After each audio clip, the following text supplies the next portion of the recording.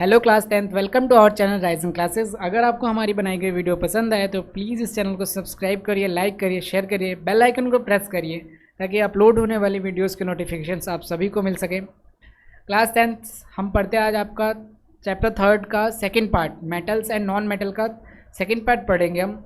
इसके अंदर हम ये देखेंगे किस तरीके से जो मेटल्स होते हैं, जो ओर्स होते हैं, उसके साथ किस तरह से डील की जाती है, किस तरीके से मेटल को माइनिंग किया जाता है, जो हाईली रिएक्टिव मेटल्स है उनके साथ किस प्रोसेस को यूज़ किया जाता है उन्हें निकालने के लिए, जो लो रिएक्टिव मेटल्स होते हैं उनके साथ किस प्रोसेस का यूज़ किया जाता है उनको निकालने के लिए। तो चलिए स्टार्ट करते हैं पार्ट 2 को।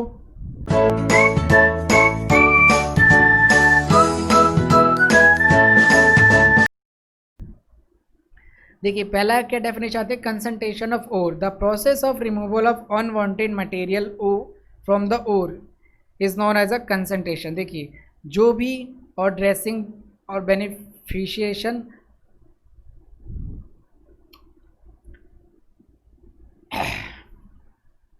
चलिए स्टार्ट करते हैं।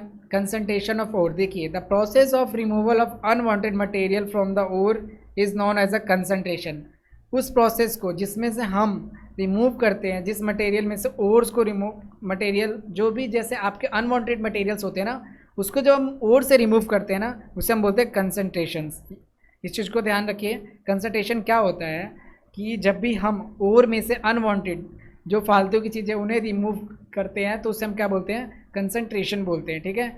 ऑफ ड्रेसिंग बेनिफिकेशंस ऑफ ओर, अब इसे आप दूसरे नाम से बोल सकते हैं, ड्रेसिंग या फिर बेनिफिकेशन ऑफ ओर भी बोल सकते हैं। अब जो भी आपके ओर है उसमें से अनवांटेड चीज़ों को निकालना ही कंसंट्रेशन कहलाता है। ठीक है। इट इन्वॉल्व सेवरल स्टेप्स, इनमें कई सारे स्टेप्स हमें देखने को मिलते हैं। The separation of require material from the ore is depend on the different in physical properties of the compound and metal present in that gangue. देखिए जो भी जिस तरह का आपका मेटल है और उसकी जो फिजिकल स्टेट है उस पर डिपेंड करता है कि हम किस प्रोसेस को अपनाएंगे ओर के अंदर से अनवांटेड मटेरियल को अलग करने के लिए, है ना। जिस तरीके का आपका मटेरियल होगा, जैसे जाए कि हाईली जो रिएक्टिव होगा उसके लिए हम अलग प्रोसेस का यूज़ करते हैं, जो लेस रिएक्टिव होता है उसके लिए अलग प्रोसेस का यूज़ करते हैं। ठीक है। और आपके जो ये गैंग्वेज होते हैं वो क्या होते हैं, ये आपके अनवांटेड होते हैं, मतलब जो भी अनवांटेड जिनकी ज़रूरत नहीं है उसे हम गैंग्वेज बोलते हैं। ठीक है। Commonly use method for concentration और including hydraulic washing, magnetic separations, froth flotation, ये आपके कुछ मेथड्स है। Leaching of hydraulic washing based upon the difference in the gravities. अभी जो भी जो मेटल है उस पर ग्रेविटी का अगर इफेक्ट पड़ता है या फिर जो भी एलिमेंट हमें निकालना है तो उसके लिए हम अलग अलग तरह के प्रोसेस को यूज़ करते हैं। अभी इसको डिस्कस करते हैं इनको। ठीक है। अब separation is based on the difference of magnetic properties. अब कुछ मैग्नेटिक प्रॉपर्टीज़ पे या फिर गैंग पार्टिकल जो उसमें जो वेस्ट पार्टिकल है उस पर भी डिपेंड करती है। तो चलिए एक एक करके डिस्कस करते हैं हम इनको।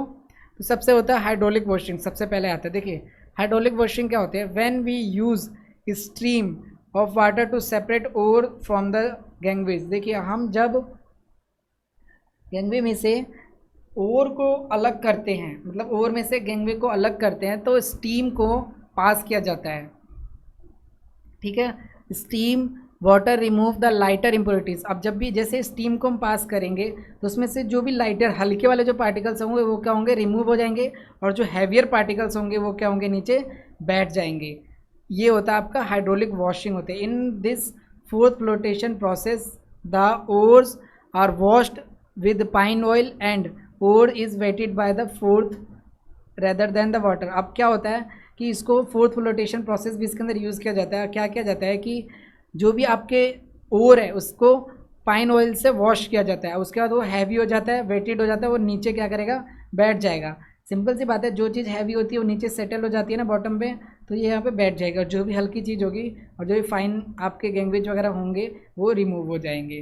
तो ये होती है आपकी हाइड्रोलिक वॉशिंग। ठीक है। इसके अंदर क्या है, आपकी जो भी steam water remove the lighter impurities, जो भी आपकी हल्की फुल्की जो इम्प्योरिटीज़ है वो स्टीम वाटर के द्वारा रिमूव हो जाएगी। और in froth flotation process the ores are washed, उसको क्या किया जाएगा, वॉश किया जाएगा पाइन ऑयल के साथ। और जो आपके ओर है वो क्या हो जाएगा, वेटेड हो जाएगा, गीला हो जाएगा और भारी हो जाएगा, वो नीचे बैठ जाएगा और बाकी चीज़ें रिमूव हो जाएंगी वाटर के साथ। उसके बाद मैग्नेटिक सेपरेशन, ये बहुत ईजी है।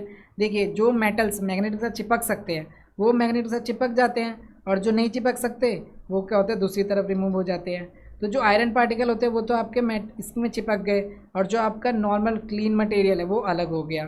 तो इसे हम मैग्नेटिक सेपरेशन कहते हैं। देखते हैं इसकी definition. In which separating component of a mixtures by using a magnet to attract magnetic material. Not all metal are magnetic like a gold silver. ये सब के सब क्या होता है, ये मैग्नेटिक नहीं होते। Example of large diversity mechanical are use to separate magnetic material. कई जगह जहाँ पे होता है वो मैग्नेटिक मटेरियल वाले को जो अलग किया जाता है इस प्रोसेस के द्वारा होता है। मतलब सिंपल सी बात है कि जो आप जो मेटल मैग्नेट से चिपक सकता है उसको अलग कर लिया, जो नहीं चिपक सकता उसको अलग कर लिया। तो इसे हम क्या कहते हैं, मैग्नेटिक सेपरेशन कहते हैं। जो फोर्थ फ्लोटेशन था आपका, जिस प्रोसेस को हमने थोड़ा पढ़ा था, चलिए इसको और चीज़ डिस्कस करते हैं। देखिए फोर्थ फ्लोटेशन मेथड, ठीक है, is a method use to concentration of metal ore. हम क्या करते हैं, जो भी आपका ओर होता है उसमें से अनवांटेड मटेरियल को निकालने के लिए इस प्रोसेस का यूज़ किया जाता है। It is use to concentrated sulphide ore. किसके लिए यूज़ किया जाएगा, ये सल्फाइड ओर, ये आप याद रखें, सल्फाइड ओर के लिए इसको यूज़ किया जाएगा। The ore particle become wet by oil, वही जो मैंने आपको बताया। The gangue particle become wet by the water and air blow in through pipe and rotating paddle agitate, उसको मिक्स कर दिया जाता है। ठीक है, एगिटेट्स मतलब होता है मिक्स करना, दिस मिक्सचर। देखिए क्या होता है इसमें बेसिकली, इसको ना पाइन ऑयल के साथ हम पाइन ऑयल डालते हैं। ठीक है, वो पाइन ऑयल से क्या होता है कि जो भी आपका गैंगवेट पार्टिकल हो या फिर आपका जो मेन ओर है, ठीक है, वो क्या होता है, वेटेड हो जाता है। तो वो क्या हो जाता है, नीचे बैठ जाता है, और जो भी आपके हल्के पार्टिकल्स होते हैं ना वो क्या होते हैं, रिमूव हो जाते हैं। इसे हम क्या कहते हैं, फोर्थ फ्लोटेशन कहते हैं। उसका होता है chemical separation. The process is a method that convert a mixture or soluble of a chemical substance into two or more distinct product called a mixture। देखिए ये आपका केमिकल प्रॉपर्टीज़ वाला, जैसे कि मान लीजिए हम क्या करते हैं, इसमें मिक्सचर होता है आपके सामने, तो chemical substance into two more distinct product mixture separation explore difference between chemical properties और physical properties such as size shape mass density chemical between the constituent mixture. अब इसमें क्या होता है, कुछ केमिकल का यूज़ किया जाता है। ठीक है, the chemical substance into two more and distinct product. अब वो क्या होता है, एक मिक्सचर होगा, जो आपका केमिकल होगा वो एक मिक्सचर होगा। अब जब जैसे ही आप उसको इंट्रोड्यूस करोगे अपने जो ओर है उसके अंदर, वो क्या करेगा, रिएक्ट करेगा। तो रिएक्ट करके कुछ ऐसे प्रोडक्ट जो आपके ओर होंगे वो अलग रिएक्ट करके अलग प्रोडक्ट बना लेंगे, जो गैंगवेज होंगे अनवांटेड चीज़ें होंगी रिएक्ट करके अलग प्रोडक्ट बना लेंगे। तो उस तरीके से इसकी क्या हो जाती है, केमिकल सेपरेशन हमें देखने को मिलती है। ठीक है, क्योंकि रिएक्टिविटी उनकी अलग होती है, शेप साइज सब कुछ अलग होता है। आप जैसे देख सकते हो इसके अंदर ये आपका प्योर पेंटेन है, जैसे रिएक्ट कराया, हीट भी किया हमने इस चीज़ को, तो क्या होगा, गैस बन के आपका प्योर पेंटेन अलग हो गया, पेंटेन, और बाकी चीज़ें क्या हो गई, अलग हो गई। तो ये होता है आपका chemical separation. Basically chemical reactivity पे डिपेंड करता है। उसके बाद आता है आपका एक्सट्रैक्शन ऑफ मेटल। एक्सट्रैक्शन क्या होता है कि जब भी आप मेटल को निकालते हो तो उसके साथ कुछ अनवांटेड चीज़ें होंगी ना, लाइक सल्फ़र जुड़ा होगा, कुछ दूसरे एलिमेंट होते हैं, उनको किस तरह से निकालते हैं। तो ये है लो रिएक्टिव वाले के लिए। This metal are generally low and very unreactive. ये लो रिएक्टिविटी सीरीज़ वालों के लिए इस प्रोसेस का यूज़ किया जाता है। Oxides can reduce of metal by heating alone. इनको क्या करो, आप सिर्फ हीट कर दो, हीट कर दोगे तो आप क्या हो जाएगा, मेटल ऑक्साइड मिल जाएगा आपको और SO2 मिल जाएगा। फिर आप हीट करोगे तो सीधा आपको सिर्फ मेटल मिलेगा। तो जो ये एक्सट्रैक्शन मेथड का यूज़ करते हैं हम, ये किसके लिए यूज़ करते हैं, लो एक्टिव जो लो रिएक्टिव होते हैं ना उसके लिए यूज़ करते हैं। उनको आप हीट कर दोगे तो जो लो रिएक्टिव वाले मेटल्स होंगे वो इस प्रोसेस के द्वारा हम रिमूव कर सकते हैं। ठीक है, ये आपकी लो रिएक्टिविटी के लिए यूज़ होता है। इस रिएक्शन को भी आप लिख सकते हो ZnS3O2, उसको हीट करोगे तो ZnO और SO2, फिर इसका आप ऑक्सीडेशन कर दो, मतलब इसको रिडक्शन कर दो, आप ऑक्सीजन को हटा दो तो आपको क्या मिल गया, सिर्फ मेटल मिल गया। तो ये लो रिएक्टिव जो आपके गोल्ड सिल्वर प्लेटिनम है उसके लिए यूज़ किया जाता है। उसके बाद एक्सट्रैक्शन ऑफ मिडल। अब मिडल वालों के लिए क्या किया जाता है, ध्यान से पढ़िए, देखते हैं इसको।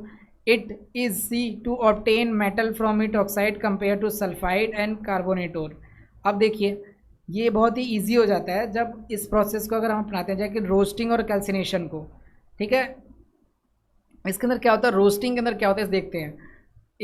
Roasting is a process of converting sulphide ore into oxide. ये क्या करता है, सल्फाइड ओर को ऑक्साइड में बदल देता है। ये देखिए, ये ZnS क्या है, एक सल्फाइड ओर है, इसको किस में बदल दिया गया, मेटल ऑक्साइड के अंदर। अब मेटल ऑक्साइड को हम रिडक्शन या दूसरा प्रोसेस यूज़ करके ZnO को हटा लेंगे और Zn हमारा मेटल बन जाएगा। तो इससे ही हम क्या कहते हैं, रोस्टिंग कहते हैं। रोस्टिंग के लिए क्या होता है, heating strongly in the presence of excess of air. ये पॉइंट जरूर याद रखना है।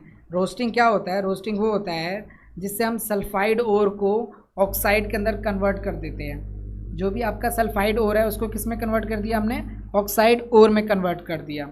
इसी प्रोसेस को हम क्या कहते हैं, रोस्टिंग बोलते हैं। अब इसके अंदर होता क्या है, हाईली टेम्परेचर मतलब हाईली स्ट्रांगली हीट करते हैं, प्रेजेंस ऑफ एक्सेस एयर, बहुत ज़्यादा एयर और बहुत ही ज़्यादा टेम्परेचर पे इसको क्या किया जाता है, हीट किया जाता है। इस प्रोसेस को हम क्या बोलते हैं, रोस्टिंग बोलते हैं। और इस एग्जाम्पल को आप जरूर याद रखिए, एग्जाम्पल में ना एग्जाम में इसकी डेफिनेशन पूछी जाती है विद एग्जाम्पल। तो आप ये दे सकते हो Zn+S, ये क्या एक मेटल सल्फाइड है, ओर है, ठीक है। उसको 3O2 से आप रेट करा रहे हो, हीट दे रहे हो और ऑक्सीजन भी बहुत ज़्यादा दोगे। एक्सेस इसमें ऑक्सीजन का यूज़ होता है रोस्टिंग के अंदर। रोस्टिंग के अंदर एक्सेस ऑफ ऑक्सीजन का यूज़ होता है और हाईली हीट किया जाता है इसको, स्ट्रांगली हीट। और ये क्या बन गया आपका, ZnO मेटल ऑक्साइड बन गया एंड SO2 बन गया।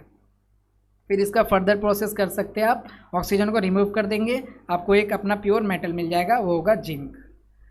अब देखते हैं कैल्सिनेशन क्या होता है। Is the process of converting carbonate, ये किसके लिए होता है, carbonate ore into oxide by heating strongly and limited air. अब इसमें क्या है, स्ट्रांगली हीट करो और ये पॉइंट जरूर याद रखना है, लिमिटेड एयर। कैल्सिनेशन और इसमें डिफरेंस क्या है, इसमें लिमिटेड एयर होता है। अब ये किसके लिए यूज़ किया जाता है, कार्बोनेट्स को ऑक्साइड में बदलने के लिए। जैसे कि ZnCO2 है, CO3 है, इसको आपने ZnO मतलब जो यानी मतलब जोन है, ये आपका क्या है, Zn ऑक्सीजन है और ये आपका CO2 है।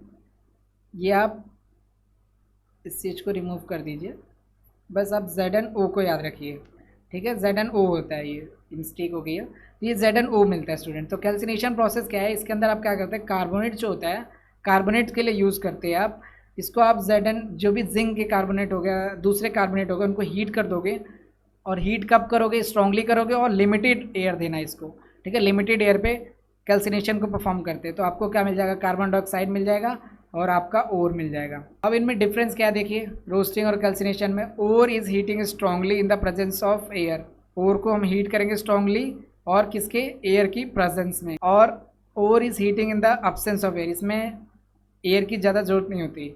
यूज़ टू सल्फाइड ओर्स, और ये कार्बोनेट ओर्स के लिए यूज़ होता है, ठीक है, और हाइड्रेट ओर के लिए यूज़ होता है। Volatile impurities are removed as oxide, volatile वो कहते हैं जो उड़ जाते हैं अपने आप ही, ठीक है। तो ये वोलेटाइल के लिए यूज़ करते हैं, जो एटम्स जो एलिमेंट्स क्या होते हैं, खुद ही टेंडेंसी होती है मतलब उड़ जाने की, वोलेटाइल होते हैं, ठीक है, रिमूव हो जाते हैं, स्केप कर जाते हैं बेसिकली, उन्हें हम क्या बोलते हैं, वोलेटाइल। और ये मॉइस्चर ऑर्गेनिक इम्प्योरिटीज़ को रिमूव करने के लिए यूज़ किया जाता है। तो ये रोस्टिंग और कैल्सिनेशन में डिफरेंस था। उसके बाद कुछ रिएक्शंस होते हैं, देखिए थर्मिट रिएक्शन होती है। देखिए, reaction of iron oxide with aluminium use to joining railway track और क्रैक मशीन। जो रेलवे ट्रैक्स होते हैं ना, आप देख सकते हो, उसको जोड़ने के लिए जिस हाईली रिएक्शन की नीड होती है, उस रिएक्शन को हम क्या बोलते हैं, थर्मिट रिएक्शन बोलते हैं। इसकी क्या फॉर्मूला होता है, Fe2O3। ये पावर ना नीचे है, सारे जो जितने भी लेक्चर हैं उन सबके अंदर जो पावर्स होती हैं सारी नीचे आप माना करो। Fe2O3 हो गया और 2L के साथ रिएक्ट करो तो क्या मिल गया, FeAl2O3 प्लस हीट। तो ये आपके क्या होती है, थर्मिट रिएक्शन होती है स्टूडेंट।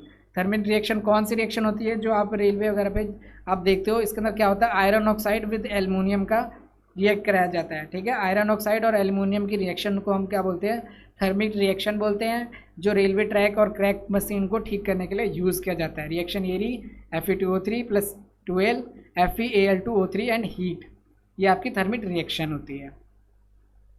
इलेक्ट्रोलाइसिस क्या होता है, देखिए, the process in which electric current is passes through the substance of effect of chemical change, the process carried out electrolytic cell.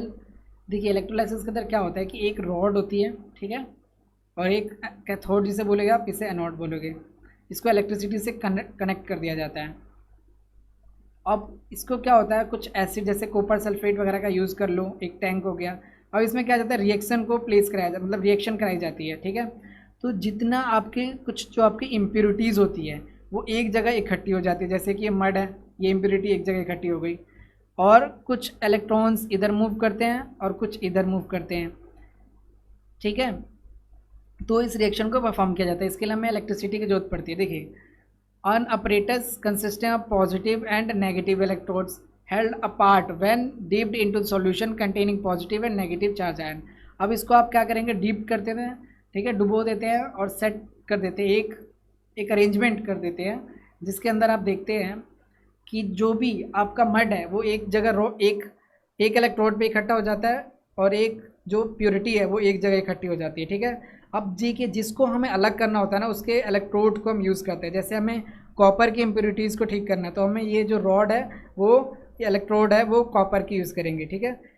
Simply समझते हैं, इलेक्ट्रोलाइटिस प्रोसेस के अंदर हम 2 इलेक्ट्रोड का यूज़ करते हैं और कुछ इलेक्ट्रिक सेल का यूज़ करते हैं इलेक्ट्रिसिटी पास कराने के लिए। अब जिसके अंदर से इम्प्योरिटी रिमूव करनी होती है उसका ही इलेक्ट्रोड यूज़ करते हैं। जैसे मान लो, और सॉल्यूशन भी, अब जैसे मान लो हमने कॉपर सल्फेट का यूज़ किया सॉल्यूशन, क्योंकि हमें कॉपर की इम्प्योरिटीज़ अलग करनी थी। अब कॉपर में जितनी इम्प्योरिटीज़ होती हैं वो एनोड के नीचे जाके इकट्ठी हो जाती हैं और जो प्योरिटी होती है वो कैथोड के ऊपर जाके इकट्ठी हो जाती है। तो इस तरीके से हम मड और इम्प्योरिटीज़ को अलग कर लेते हैं और प्योरिटीज़ को अलग कर लेते हैं। तो ये होता है आपका इलेक्ट्रोलाइसिस। उसी तरीके से देखिए, एक्सट्रैक्शन ऑफ हाईली मेटल्स के साथ क्या होता था, since these are the very highly reactive, ये बहुत ही ज़्यादा रिएक्टिव होते हैं, डिस्प्लेस, ठीक है, डिस्प्लेस रिएक्शन। अब ये क्या करता है, ऊपर वाला नीचे वाले को डिस्प्लेस कर देता है। ये मान लो ये जब भी होगा ये इसको क्या कर देगा, डिस्प्लेस कर देगा, उसकी जगह को एक्वायर कर लेगा, ले लेगा। This metals are obtained by electrolytic refining. Highly वाले के लिए हम क्या यूज़ करते हैं, इलेक्ट्रोलाइटिक रिफाइनिंग, मतलब जो हाईली रिएक्टिव एलिमेंट्स है ना उसके लिए हम इलेक्ट्रोलाइटिक रिफाइनिंग का यूज़ करेंगे।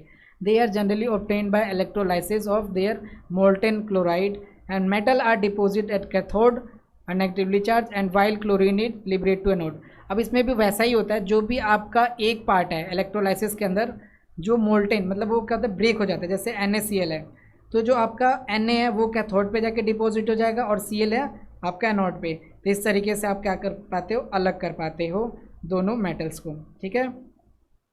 सिंपल सा प्रोसेस है। इसके अंदर हम क्या करते हैं, इलेक्ट्रोड लेते हैं और 2 इलेक्ट्रोड्स लेते हैं, एक एनोड होता है एक कैथोड होता है, एक पॉजिटिवली चार्ज होगा एक नेगेटिवली चार्ज होगा।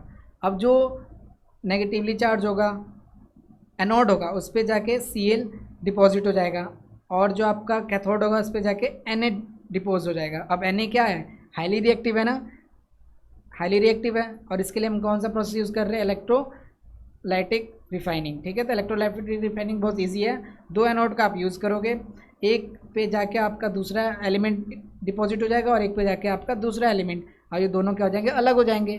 लाइक आप देख सकते हो कैथोड पे जाके Na हो जाता है और एनोड पे जाके Cl ऐड हो जाता है। इस तरीके से हम अलग कर सकते हैं। Aluminium is obtained by electrolytic reduction, aluminium oxide. अब इसी तरीके से हम एल्युमिनियम का भी ऑब्टेन कर सकते हैं, लेकिन उसके अंदर हम इलेक्ट्रोलाइटिक रिडक्शन का यूज़ करेंगे। तो ये था आपका इलेक्ट्रोलाइटिक रिफाइनिंग। ये किसके लिए यूज़ करेंगे, हाईली रिएक्टिव के लिए। इलेक्ट्रोलाइटिक रिफाइनिंग को और देखिए अच्छे समझने की कोशिश करते हैं एक बार। Refining metal obtain by the various reduction process containing impurities. अब they most widely reactive used, बहुत ज़्यादा जो रिएक्टिव होते हैं उनके लिए। वही ये सेटअप को आपको समझा रखा है, जैसे कि example copper can be purified by this way. हम इसको कॉपर को भी प्यूरिफाई कर सकते हैं। कैसे, वही जो हमने पहले पढ़ा था, आपका जो मड है वो एक जगह इकट्ठा हो जाएगा और जो आपका मेन है कैथोड है वो सारी प्यूरिटीज़ को कर लेगा। अब वो प्यूरिटीज़ क्या होती जाएंगी, ज्वाइन होती जाएंगी। और ये देखिए, विजुलाइज कीजिए इस चीज़ को, समझिए। अब ये सारी इम्प्योरिटीज़ इधर इकट्ठी हो गई और प्यूरिटीज़ एक जगह इकट्ठी हो गई। इससे क्या हो जाता है, एक जो इलेक्ट्रोड होगा वो क्या होता है, उसकी डेंसिटी हाईली, और वो डेंसिटी हाईली हो जाएगी और वो